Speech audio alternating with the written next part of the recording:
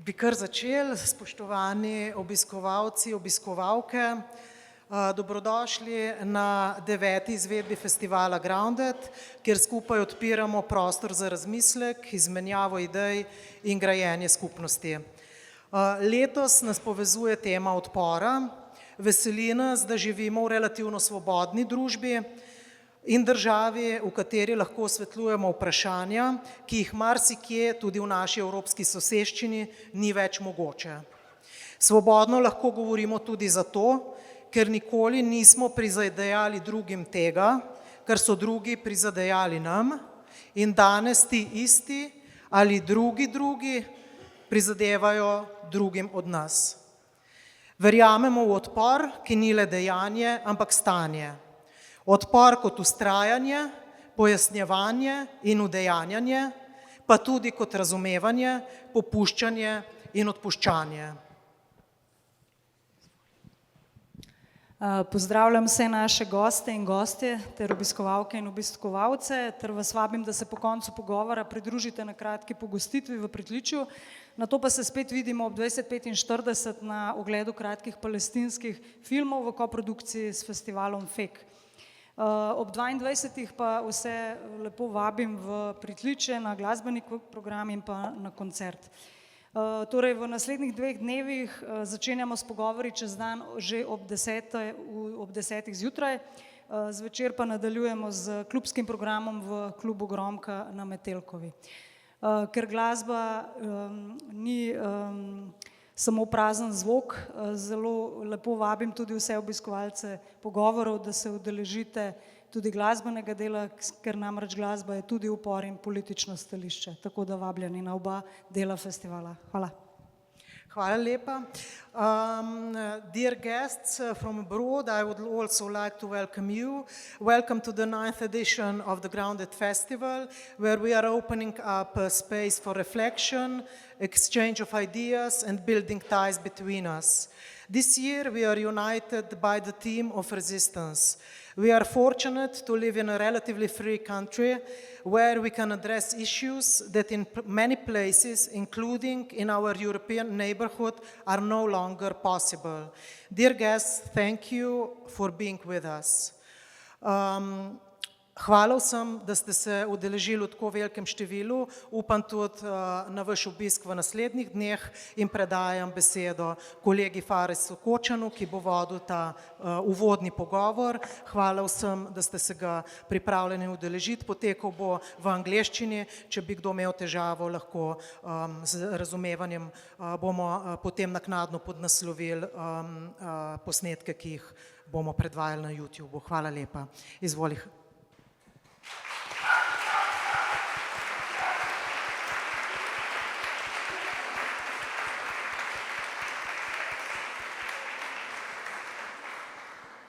Thank you very much, Barbara, for organizing everything.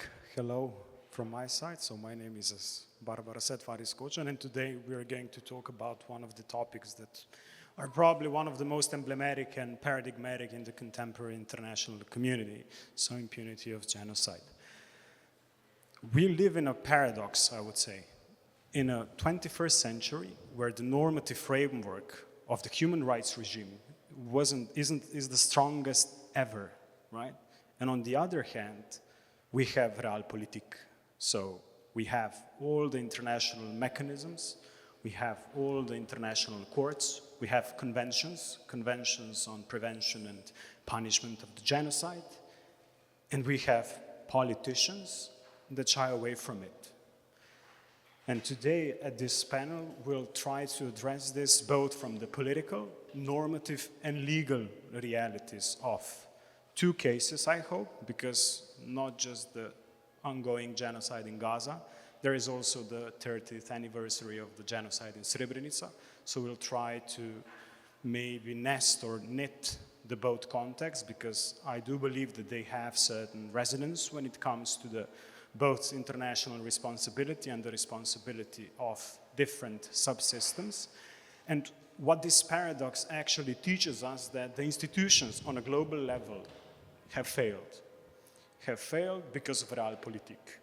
And that's why, Barbara, I thank you very much for this, because when institutions fail, civil society becomes a driving force of it. So this resistance paradigm is becoming an ever important phenomenon, also in highlighting the genocide, the atrocities, the starvation, different types of human rights violations among and along the world. And that's why today we are going to talk both about the legal dimensions of the genocide and also the political realities. And that's why today we have three excellent guests that will highlight each of them different phenomena to have a thorough context. So first we have Professor Vlasta Jalušič from Faculty of Arts and also researcher at Peace Institute.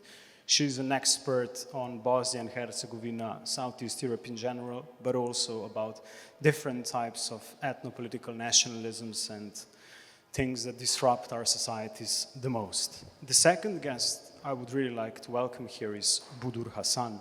She's a researcher from the Amnesty International, focused on the Middle East and North of Africa. She's also a lawyer or a legal consultant, and she understands both, of course, the socio-political realities and the legal realities of the genocide that is currently happening in Gaza. And last but not least, I'm pleased to have the Minister of Foreign and European Affairs, Mrs. Tanja Fajon. Probably I don't have to say much, but Slovenia was one of the first states during this context to recognize Palestine. And Slovenia is today among the European countries understood as one of the leaders when it comes to the sanctions imposed to the Israeli regime. So which is really important, because it is a really intellectual privilege, as Barbara said, that we can talk about this very openly.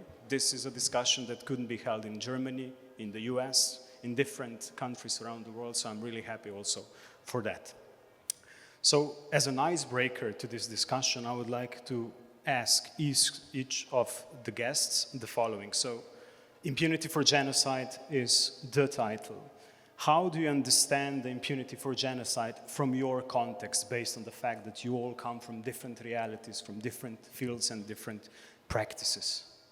Maybe starting from Professor.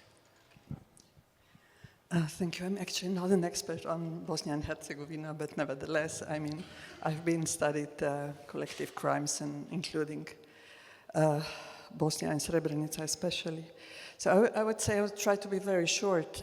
I think that impunity is always designated ahead in the process of genocide, and is actually a constitutive part of the process of preparing for crime and crimes. I think, and that I think is essential. This also enables the denial from the very beginning, and this enables the situation where impunity continues after the genocide. So it means that this preparation for genocide is practically somehow establishing buffers against responsibility, especially against political responsibility, to recognize that there is any such a thing as genocide taking place. So maybe I will say more about this later. Maybe I should just stop here. I think this is the most important thing, and also just a sentence, and this can of course only happen because genocide is not a single horrible event that happens over the night, but it is always a long, long process. Yeah, I think impunity for genocide, we can obviously talk about legal impunity, but I would like to focus on impunity as a form of erasure and negation. Negation in the sense that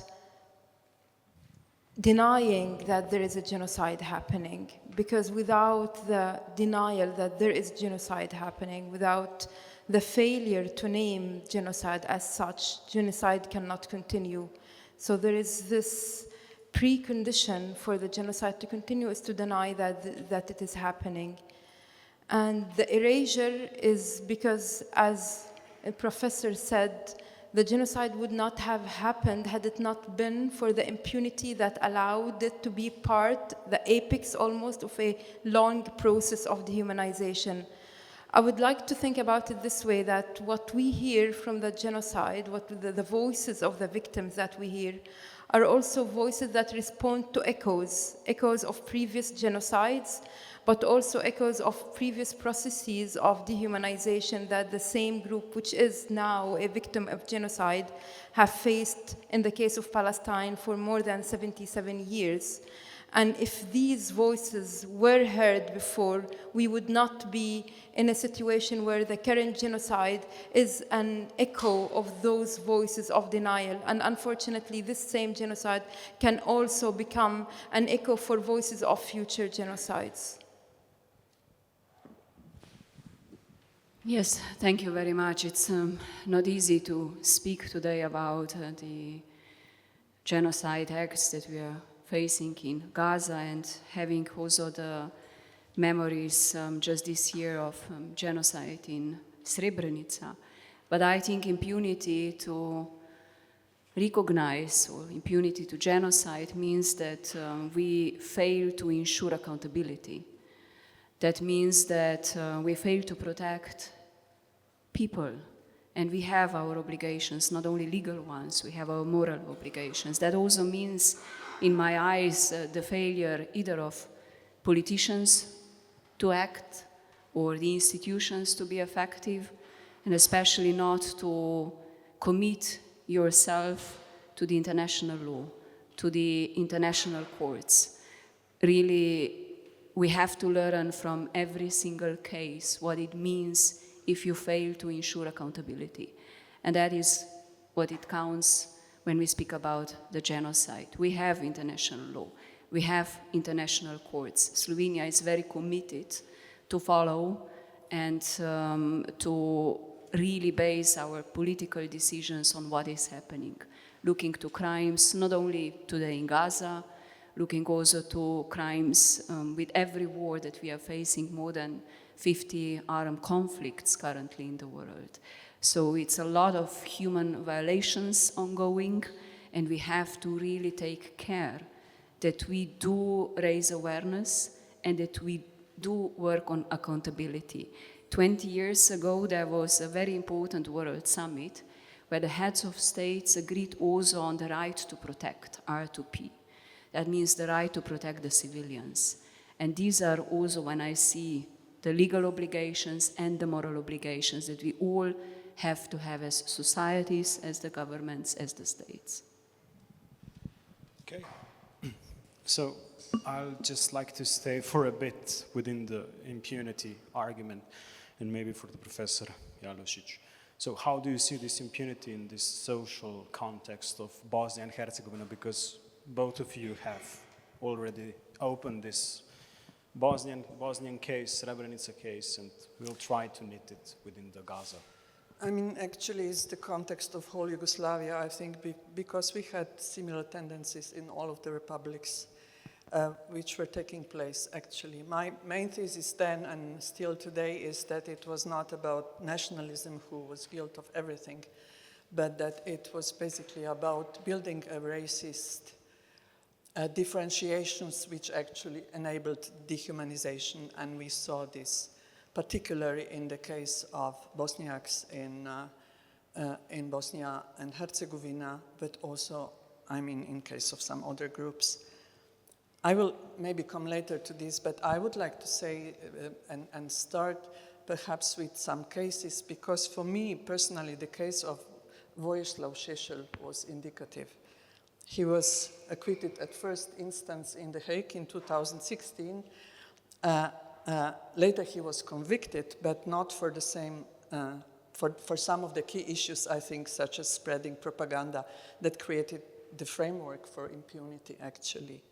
And meanwhile, and this is the illustration of what we've been talking, actually, he returned home and continued to spread genocidal ideology, running elections, etc., for example. Criminals were celebrated and are still celebrated as national heroes. We have just recent examples like You know, this town hall named after Karadzic, I think, and then these 2 students who were promised special scholarships because they were talking about war criminals as heroes. In Republika Srpska, they were promised this. Genocide, more specifically the genocide in Srebrenica, is constantly denied. We've seen this also among Slovenian politicians. The regimes responsible for the war and crimes did not, at least, and that is one of the main problems, at least not voluntarily, persecute the perpetrators. So the perpetrators were actually prosecuted either by the ICTY or by the courts that were actually imposed on these countries. I personally, so they didn't prosecute them voluntarily. I personally went to listen to the trial. I was also in Arusha at the ICTR, one of the trials, but I also went to Belgrade to listen to the trial of the Scorpions at the special court in Belgrade. How many people, researchers and ordinary citizens, aside from Nataša Kandić and her organization, people around her center and the relatives of the murdered mothers from Srebrenica, do you think were there? None. So I think this is the illustration, you know what, the whole process of genocidal ideology, building of this ideology and impunity and the denial that genocide happened, produce actually. And I think here the role of intellectuals is very important, and I think that they should really, they had a huge responsibility, I think, in the process of preparing the war and genocide in former Yugoslavia, but also they still have a huge role in denial, I think.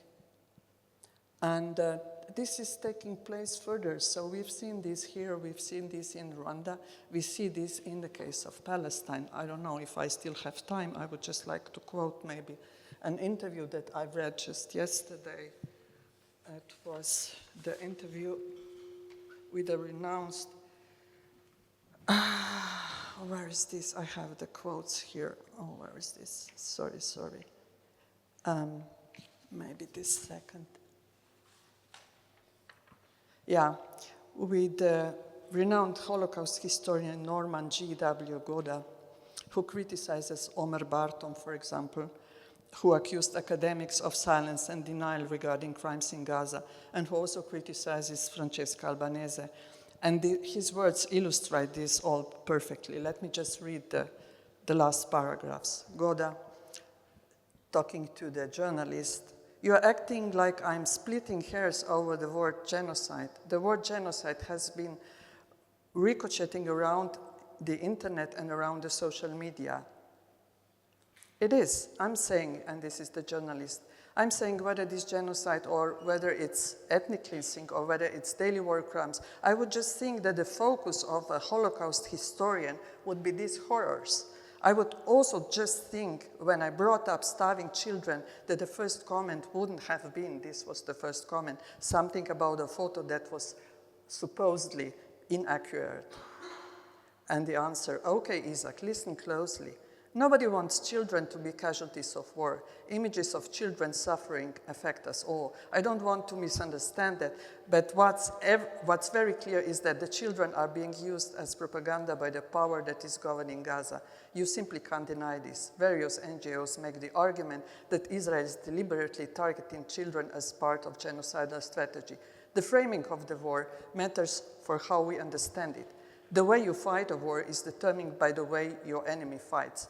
Do we call it a war and see it for what it is? Brutal fight between two enemies, one of whom is going to destroy the other if it's not destroyed first, or do we see it as a genocide, which is the deliberate murder of an entire people in the whole or in part? It simply isn't the latter. It is not a genocide. This was just yesterday. Maybe continuing what Professor Jalušič said, Ms. Hassan. So, as we observed in terms of the Bosnia and Herzegovina and other cases in Southeast Europe or the Balkans, as we'd like to say, the results are mixed when it comes to seeking international justice vis-a-vis the international criminal courts. Of course, we have some successes, but there are ultimately a lot of failures. How would you, from your perspective as a researcher within this field of international law and law per se, how would you assess international law? Because, of course, from my perspective, it's failing in the case of Gaza and West Bank, right? I think international law, we can say that we have to see it on different levels. We have to see it also on the level of the tools that international law gives, but also the language of international law. One question when I decided to study international law as a Palestinian, which I asked myself, there is one famous Palestinian film by filmmaker Elias Suleiman saying, its title is A World Not Ours. And I always felt like international law is a world not ours. That yes, it was established in response to the crimes and atrocities of the Second World War, but it has failed to address and it has failed to give a voice and it has failed to give the platform for so many other crimes that have happened since then. And the question is, what do we do in response to that? Do we forget about the language of international law altogether? Because for us, it always feels like we are almost unreliable translators in a sense, translating the language, especially when we try to translate the testimonies that we collect into a language usually very dry, very dusty language that somehow international law can understand, can make sense, can classify into crimes. And yet you gradually discover, and this is probably not just a problem of international law, but a problem of law in general, that some crimes, some processes of crimes have no names. Like, I don't know what we can name and what category we can name a feeling of when a mother tells me, I feel guilty, I feel that I have failed as a mother because she cannot breastfeed her infant. And this mother was subjected to the litany of crimes prohibited under the Genocide Convention.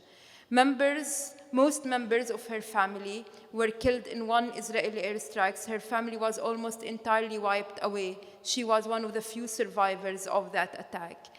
Her relatives, including one of her children, were seriously injured and sustained a permanent disability. And he's trapped in Gaza and cannot receive a life-saving treatment outside Gaza because Israel continues to restrict even these people's access to life-saving treatment outside Gaza. And Israel has destroyed the healthcare system that is necessary for people to receive treatment. Some of the injuries in this mother's family could have been treated. Some of the illnesses could have prevented had the healthcare system in Gaza been functioning. But it is not functioning because Israel deliberately destroyed and damaged that healthcare system.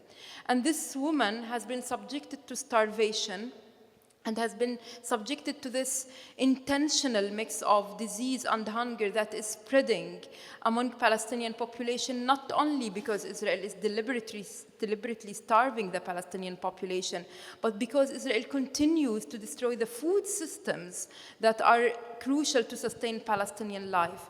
And ultimately, this woman also tells me, I feel guilty for giving birth. I wish I'd never given birth because I can't sustain my child. So the emotional harm and the mental harm that this woman has faced because of layer upon layer of genocidal acts committed against her.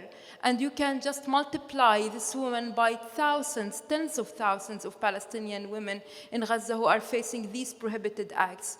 And you wonder, you can't talk about this as prohibited acts under international law and prohibited acts particularly under the Genocide Convention. And you can use this case also to illustrate the repeatedness and the pattern of conduct through which you can infer genocidal intent. But ultimately, some feelings have no names and cannot really be captured by international law.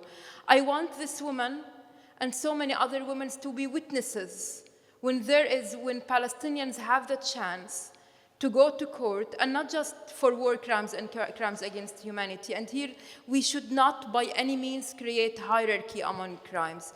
War crimes are horrible enough. Crimes against humanity are horrible enough. We should not allow Israel or some of the advocates of the current genocide to run away by claiming this is just a war crime, no big deal, or this is just a crime against humanity, no big deal, but this is not genocide. However, it is important that one day, hopefully, charges of genocide will be filed against Israeli perpetrators of genocide, which has not been the case, because right now we are mainly speaking about charges of war crimes and crimes against humanity. And I want this woman to be witness in the court, to tell her story.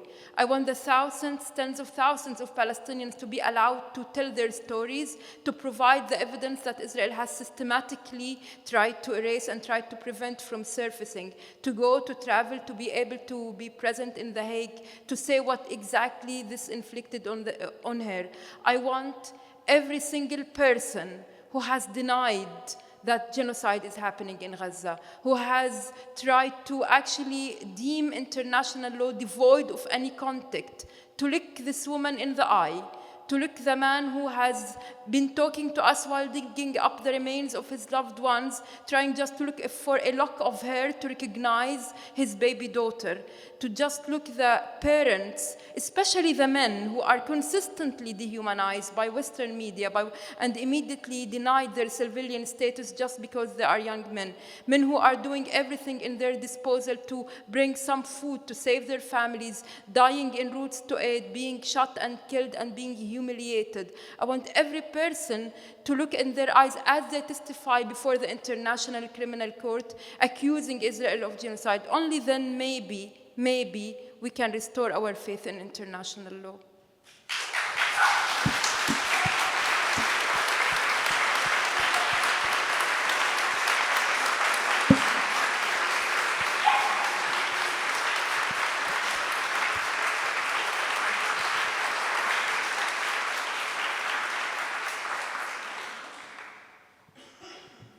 Okay, maybe next question for the minister, even though we could probably end it, the roundtable, with this intervention. Thank you very much for this. So you said a lot about accountability, and also I would say that this line also from all of the intervention is not just accountability, but dehumanization, genocide as a political project, and also we can see now in the case of Gaza how politicians hide from this legal perspective. I cannot talk about the genocide because it's a legal term. We have to wait for the verdict.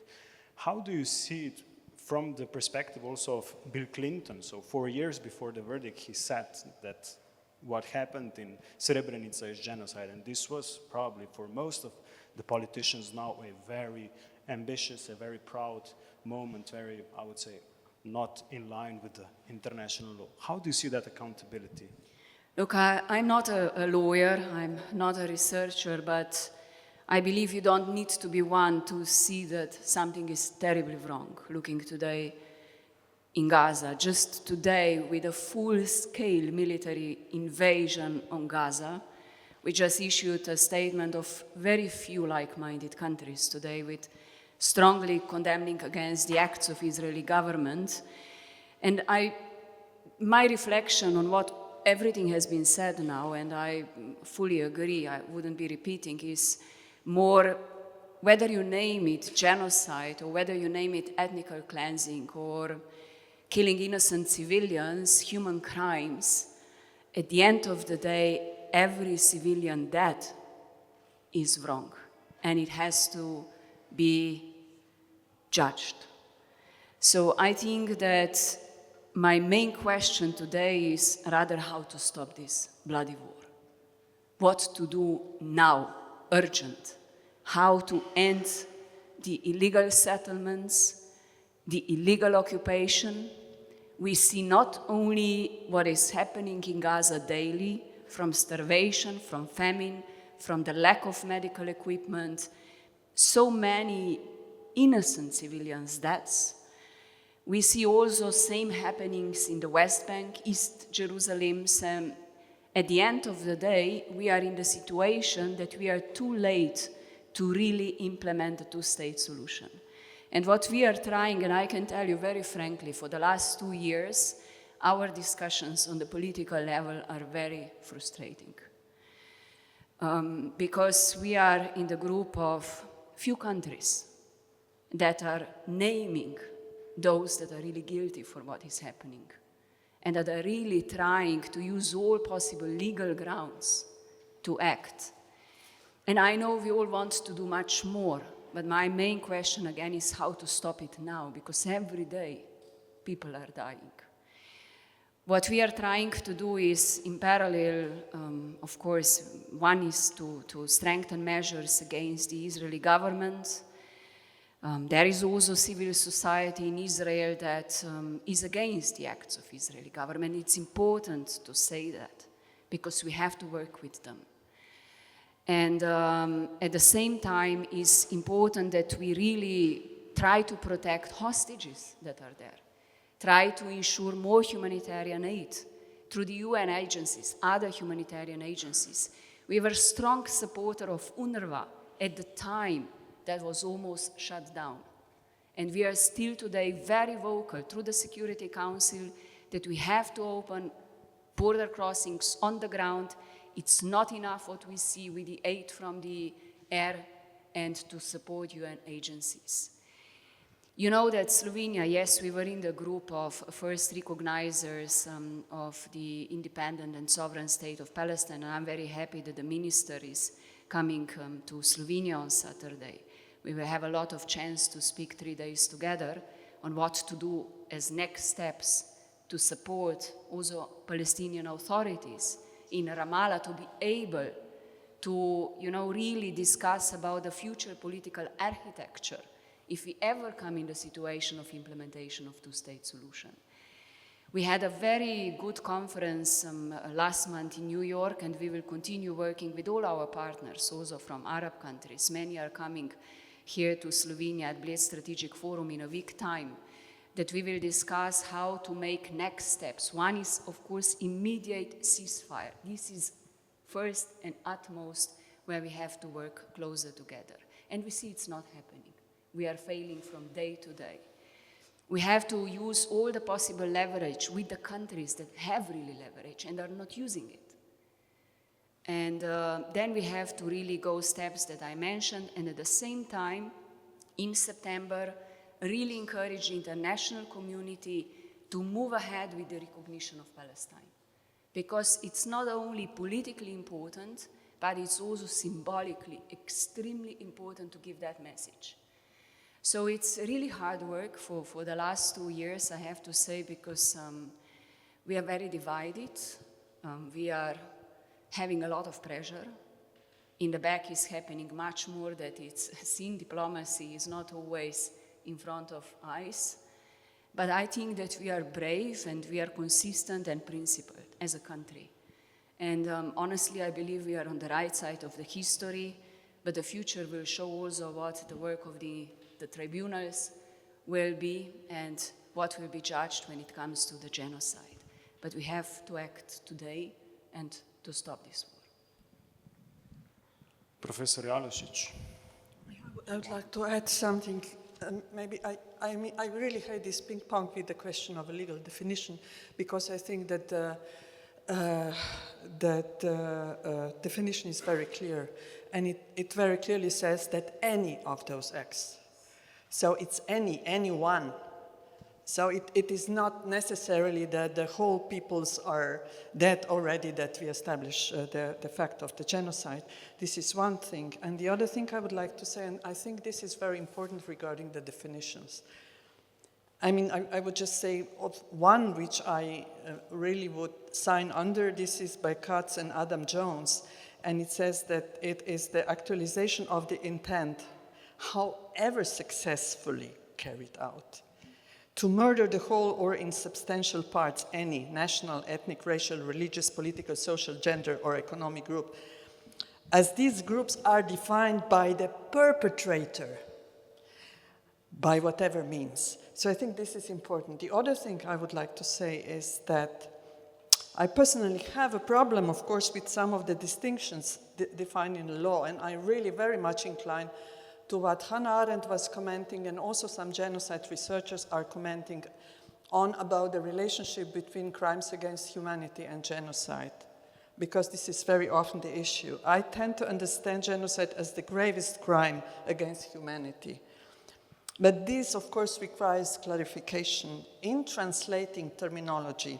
For example, into German, both into German and into Slovenian, there was actually the result that does not reflect the actual understanding of what is happening in the case of these crimes.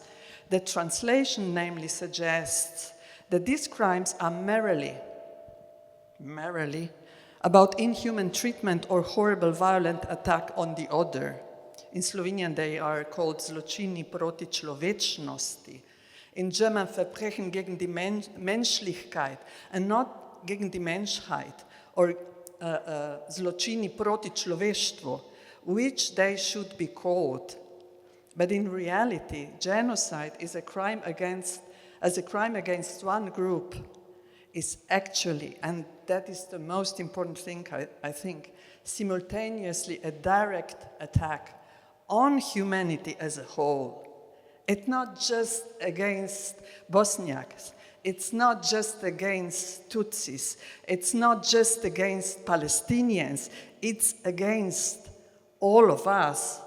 On what? On fundamental principles of humanity, as expressed as collective of equals, which through the establishment of international legal order stand in opposition to such crimes. And I think this is the most important thing, because we usually understand it is about this group, which is killed there, so it's important that it doesn't happen to me. It is not about this group only, it is about the principles. And in this context, and I'm here repeating Hannah Arendt's claim, our responsibility is universal. That's universality. So I think this must be emphasized. It's not solely the responsibility of the nation, of the perpetrators, etc., but the responsibility of all of us as members of humanity. I think this must be underlined, because this is the misunderstanding about the crimes against humanity and the genocide. And the label of genocide is important. Why? Because legally it demands action. It pushes us to do something, otherwise we are criminally responsible. We have this in the Slovenian Criminal Code, go and read it. It is our responsibility to announce these crimes, to go and announce them to the prosecutors. If we don't, we commit a crime. Maybe just, and maybe Vlasta, you will correct me, a little distinction that I believe you will also see between the case genocide in Bosnia and Herzegovina, so Srebrenica, and today when we speak about the case of South Africa. It's very difficult to prove the genocide accountability to the state. And if you look at the case of Srebrenica, it was not proven and not shown by the court that there is a responsibility of Serbia, so not of the state, but of the army. And now the case that is submitted by South Africa goes against the state. There is a distinction. For this distinction, many countries have certain reservation. I'm not a lawyer, but I have this interpretation, maybe you can correct me, why today quite some countries have reservation because it's the case against the country. Well, when we spoke about the genocide in Srebrenica, that was not proven, it's the country behind. And this is quite a significant distinction, while are some certain reservations. I mean, I'm also not a lawyer, so it doesn't excuse me so to say nothing, and it's basically about the intent, and we all know that the intent is the most difficult to prove. I mean, and it's always about this, that is this already the intent, or it is still not the intent? You know, it was explicit or implicit. So, I'm not going to discuss about this because it's the issue of this is post festum actually. Yeah, maybe just to jump in. So the key difference here is when it comes to a case before the International Court of Justice, rather than the International Criminal Court, we are discussing obviously state responsibility. And of course, it is very hard to ascribe one single intent when it comes to a state, because state also involves different actors. For example, Netanyahu might have different motives than Smotrich or Ben Gvir or Gallant before, and now Katz or other officials. However, this is precisely why when we look at the jurisprudence of the International Court of Justice, and this is what Amnesty, because Amnesty analyzed Israel's intent through state responsibility framework rather than individual criminal responsibility, which would have been the case had we been discussing the actions of certain Israeli officials and then that cases before the International Criminal Court. So what we looked when we wanted to understand whether we really can infer specific intent is also acknowledging that according to the International Court of Justice's jurisprudence, it does not require a single intent. So intent can be parallel. There can be parallel or dual intents for the crime. So, for example, the intent to destroy the Palestinians in Gaza as such, in addition to another intent. And also the intent can be a means toward an end. In this case, a genocide or the physical destruction of the group can be a means towards achieving the end, which can be ethnic cleansing. In this case, how we interpreted genocidal intent is through inference. So basically, because we know the difficulty, even when although we did analyze statements by Israeli officials, we know that it's hard to say that these statements necessarily requires or prove state policy, although when we looked at statements of mainly officials who are members of the war and later security cabinet, those who with direct overseeing of the military operations in Gaza, who have the say, who control the military operations in Gaza, so are there the most directly implicated in the military offensive. But we also looked at the pattern of conduct. And the pattern of conduct here, it's not an individual policy. So it's not an individual who decides the pattern of conduct. And when we looked at the pattern of conduct over a period, at the time we published our report in December 2024, but unfortunately now we're speaking August now 2025, so for almost 22 months, the pattern of conduct of Israel has been carried, and again I say by Israel as a state, because statements can be ascribed to individuals. However, pattern of conduct is definitely ascribed to a state, shows us the repeated nature of the attacks, the seriousness, scale, and the fact that each of the acts that Israel committed, be it killings or causing bodily and mental harm, and particularly the patterns of deliberately imposing conditions of life calculated to bring about the destruction of the group have been so repeated and so frequent and have compounded the effect of each other. In all these cases, Israeli authorities knew and must have known the impact that each and every one of these policies had, because they were warned, because even before the genocide, they had full control of Gaza through the effective blockade that was imposed on Gaza. And because, as shown also by some of the plans, including the general's plan that was aiming at occupying North Gaza back in October 2024, and now after the imposition of the total siege, which lasted for 78 days from the 2nd of March.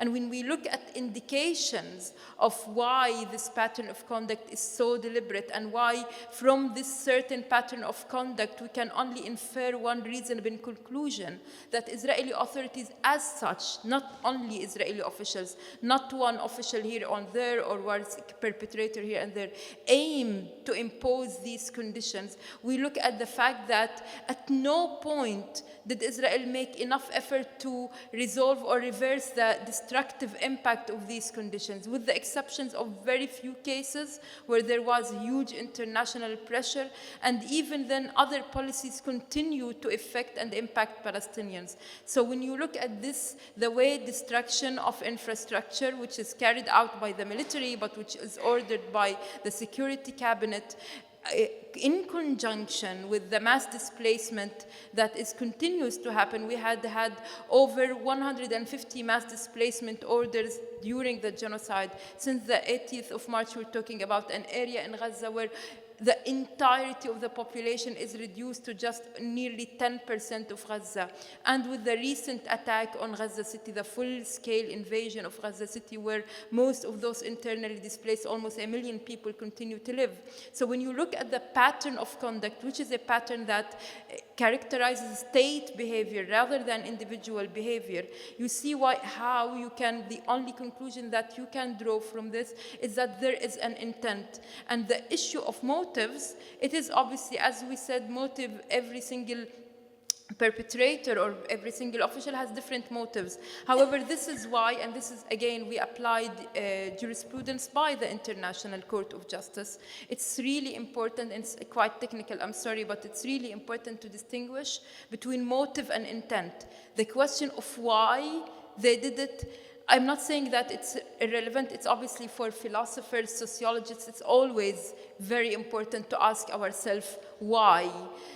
Although Holocausts and genocides needs no why. However, the question is how. And here we look at the process, and we look at the fact that what we have is this engineered, concentrated policy, and starvation is a very quite clear case in point where all these elements of the different patterns of deliberately imposing conditions of life come together to prove that you cannot but see these patterns as policies as an indication that genocidal intent is the only inference, is the only conclusion that a state in all its arms, military, and the impunity, obviously, that Israeli courts continue to give, and failure to stop or failure to effectively prosecute any of those criminals, is the fact that it is the intent of the state as such, as the jurisprudence of the International Court of Justice understood it to be, that is at point. Obviously, when we go to the cases, if we have cases before the International Criminal Court, then we would start analyzing criminal responsibility. However, I think the importance of the case of South Africa is, and why it's so important for other states to join this case, because we have a very important opportunity to insist that the Genocide Convention is not moot, that the Genocide Convention has meaning. Because if we understand the Genocide Convention to mean that we only apply it in cases where someone wakes up today and says, we are going to commit genocide, or that it doesn't happen within the context of a military offensive, this would make the whole convention void of content, devoid of content. So I think this is a very important test where legal experts can debate, obviously, and because these proceedings take a long time to bear fruition, but it really is important not just for the Palestinian context, but I think for the future of the very genocide convention.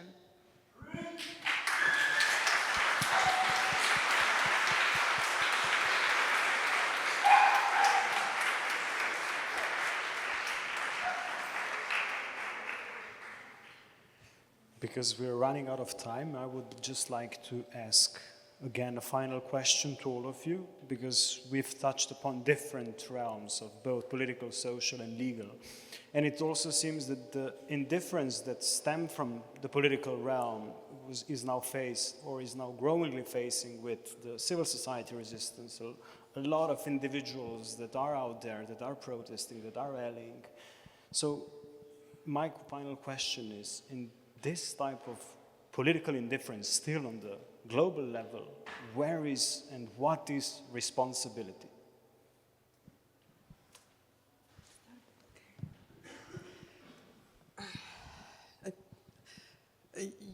You know, at this moment, actually, and especially, I would say, I'm sorry that we are not on Tromostoja right now, because that would be the real point. This is where we would, I mean, I've seen so many happy tourists walking through Ljubljana without even having in mind what's going on in Gaza, probably. So at this moment, it seems to me, I mean, that we don't have so much particular intellectual and philosophical tasks to perform, except to speak the truth.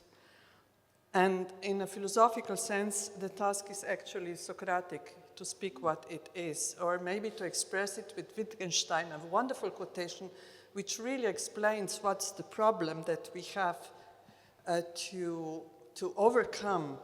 So Wittgenstein says, we must begin with a misrepresentation and transform it into what is true. That is, we must uncover the source of the misrepresentation. Otherwise, hearing what is true won't help us. The truth cannot penetrate when something is taking its place. So we have to remove, I think, this huge block which is there, and we are not so few, but we are also not many, I think. And I think that one thing that is so important is about constantly creating space where truth can appear at all, because the space is occupied by denial and lies. And at the same time, and above all, I think our tasks are political, ethical, and human.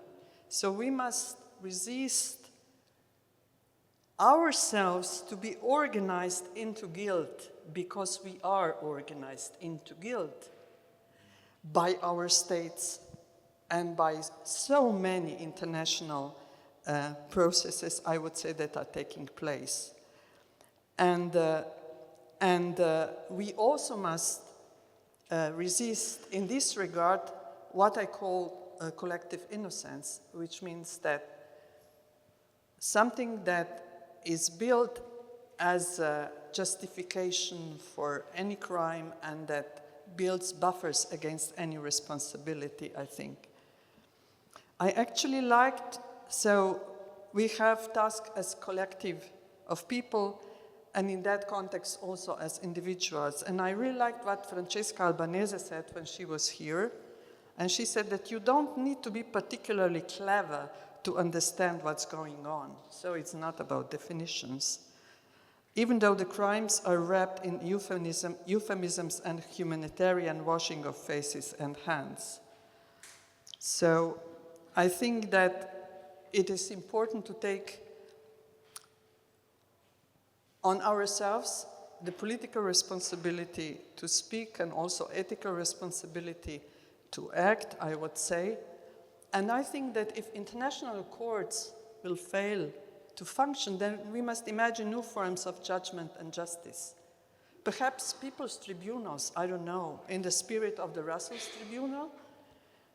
Moreover, I think different degrees of responsibility fall to political representatives and ordinary people, citizens.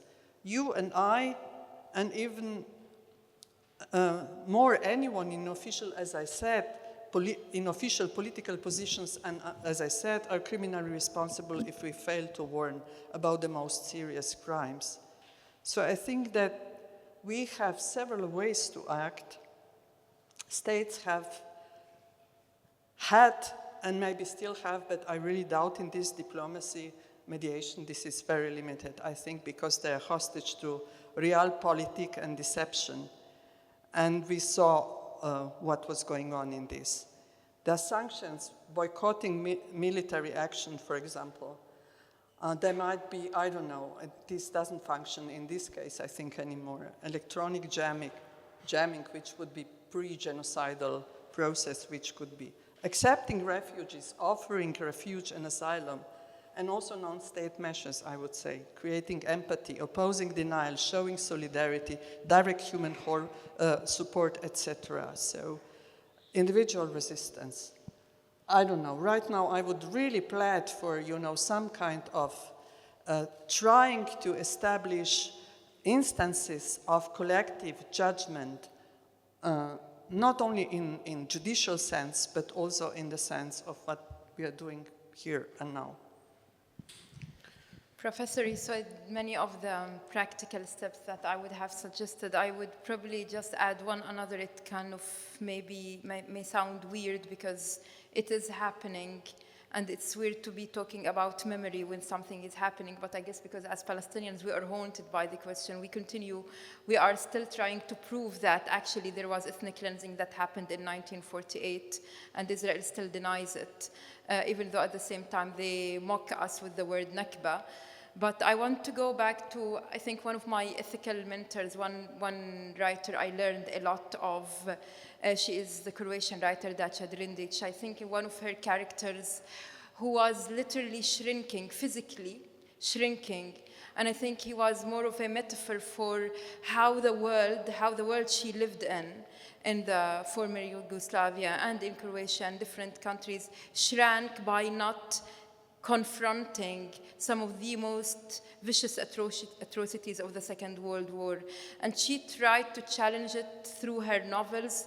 At one stage in one of her novels, I think it's in Trieste, she just puts a list of thousands upon thousands of names of children who were murdered, Jewish children who were murdered in the Netherlands. That was her way of challenging amnesia, of insisting on collective memory, of braving and daring those in the state, in the elite who denied that these atrocities happened, to just look at page after page of names of victims, of children who were murdered and who there was no real accountability for their murderers, because so many of the bystanders and the perpetrators after 1945 tried to rescue themselves, tried to escape accountability by creating respectable personas, by presenting themselves as somehow respectable members of society without ever facing justice.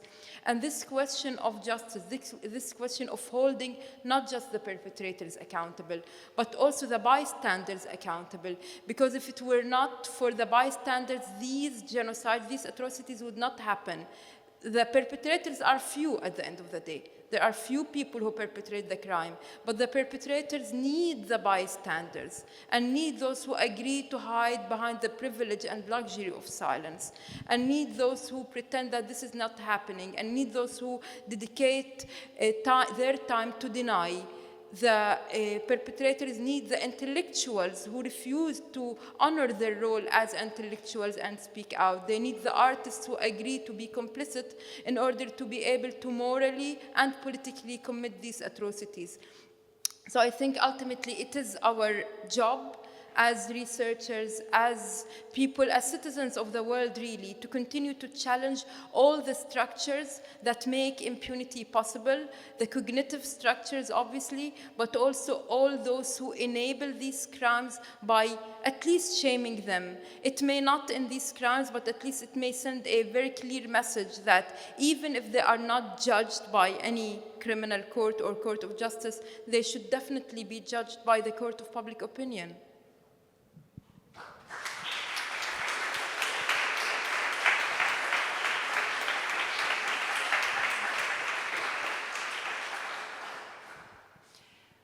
Yes, thank you.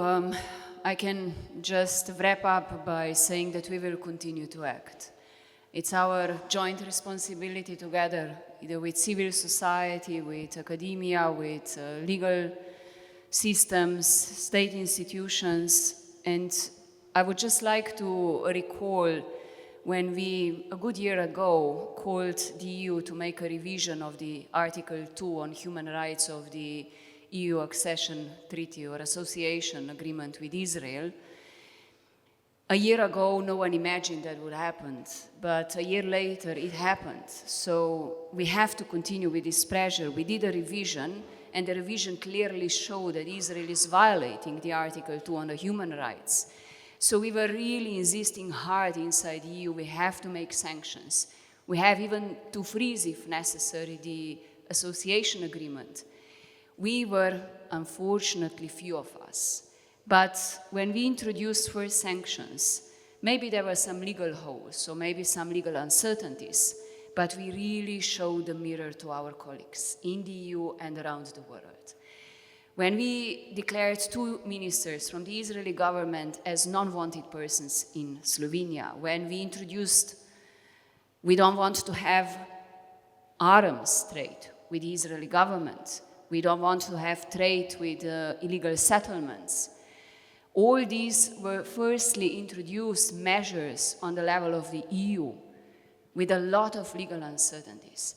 But it also showed a mirror to our colleagues that they have to follow us. And there were already some countries that are seriously considering to follow us on these measures. And I know this will not stop the war, but we will continue doing this pressure and also speaking with our international partners. You mentioned South Africa case. I fully agree with you, it is a very important case. And we are seriously considering to join it. It is time, by the end of January, we are working, as I speak, with countries that are thinking alike, how to move ahead. Because more voices together makes a better leverage on the Israeli government. So we will do that, what is in our power, also that we are raising not only our awareness, but our legal, political, and moral responsibility. And I several times said, unfortunately, the international community failed this test of humanity, looking at the atrocities and the genocidal acts in Gaza, and we are losing day by day a lot of human lives. It's also the question of humanity. And I still believe that Slovenia is on the right side of humanity and the history, and we will continue to prove so.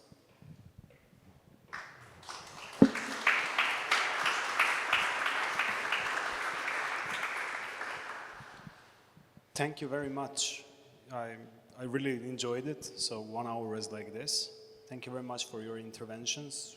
I do believe that we covered both social, political, legal, and normative dilemmas underpinning not just the case of the genocide in Gaza and apartheid in the West Bank, but also on commemoration on Srebrenica and broader in the southeastern Europe.